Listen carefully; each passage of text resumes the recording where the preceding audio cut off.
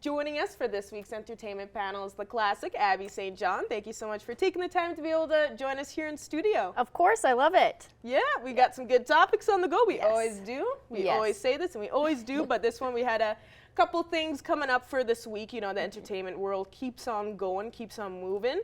And for this week, we did see starting off a trailer for Black Adam. Yeah. This was pretty interesting. Seen some controversial, some stuff already on the trailer.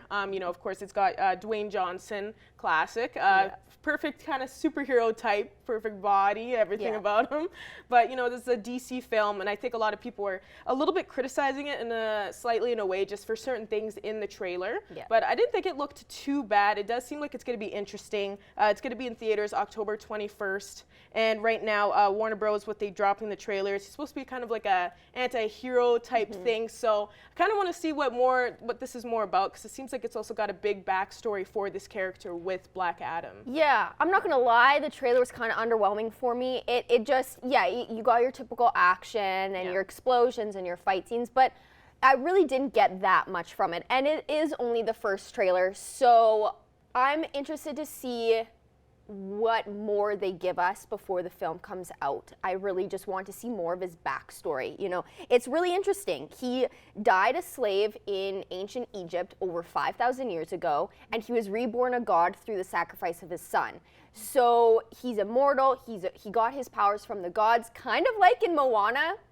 Kind of seeing parallels, just thinking about that, him being a demigod and getting his powers from the gods. Yeah. He did one voiceover for the movie, now he's like, I kind of want to bring this to life. But it's interesting, and like you said, it is an anti-hero story. You know, there's a line in it. Pierce Brosnan is in it, which I was shocked by. I love him. I think he's super handsome, and of course, he's a great actor. So that's going to be interesting. But in the trailer, he says, this is your choice to be the hero or the villain. And that's kind of, I think, where the story is going to be centered around, him deciding whether he wants to be the hero or the villain. And it seems like it's conflicting. You know, there's a line in the trailer, he gets told, you know, heroes don't kill people.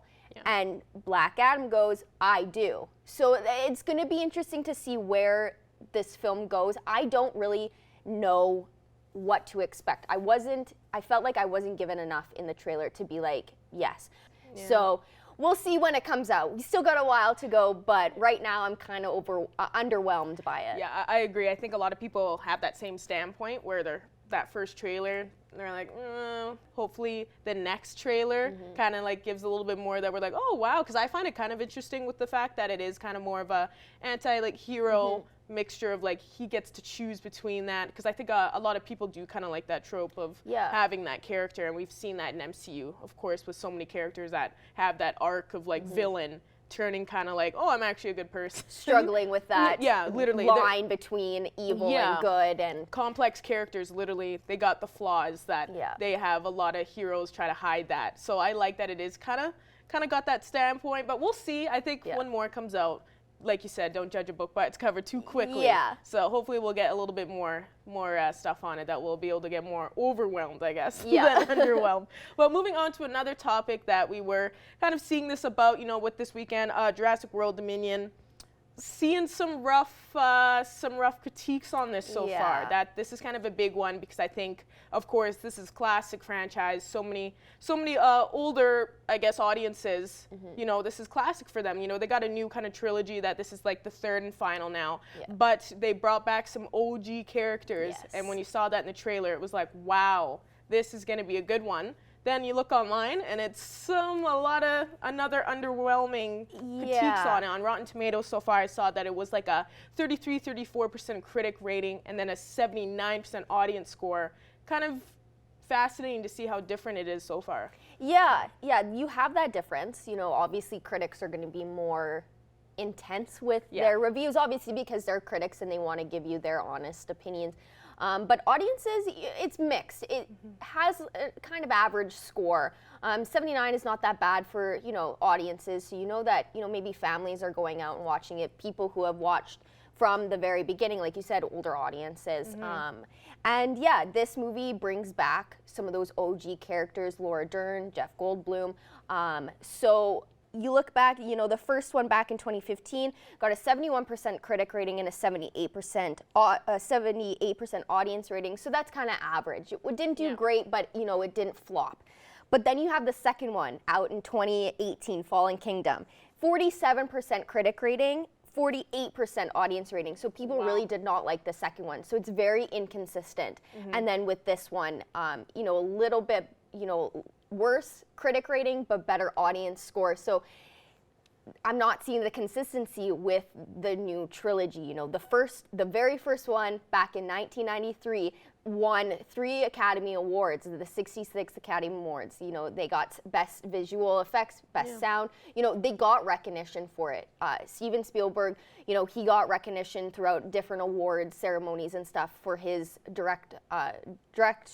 being the director. So you have a huge difference between the new trilogy and the old one. So it's really hard to, you know, be able to compare those two, because you got the classic and then you have this trilogy that is very average and it hasn't really been doing that well. And it being the last one, it kind of wraps up that kind of Jurassic World franchise. Kind of So I think, you have to go see it.